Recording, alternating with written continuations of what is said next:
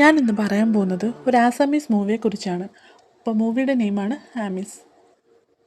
ഈ നടന്നു വരുന്നതാണ് നമ്മുടെ നായകൻ സുമൻ. കൂടെയുള്ളതാണ് നായകൻ നിർമാലി.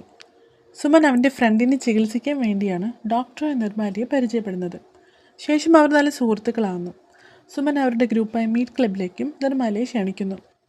കാരണം നിർമാലിക്ക് ഫ്രഷ് മീറ്റ് കഴിക്കാൻ വളരെ ഇഷ്ടമാണ്.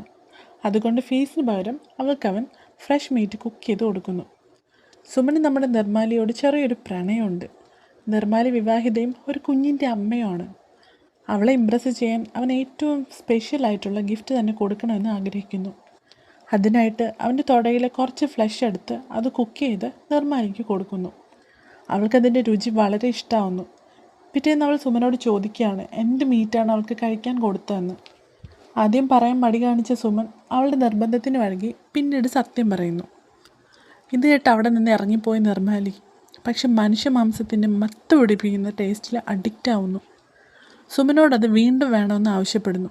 അങ്ങനെ അവളുടെ നിർബന്ധത്തിന് വഴങ്ങി അവൻ ഒരാളെ കൊല്ലാൻ തയ്യാറാകുന്നു. എന്നാൽ നിർഭാഗ്യവശാൽ രണ്ടുപേരെയും പോലീസ് അറസ്റ്റ് ചെയ്യുന്നു.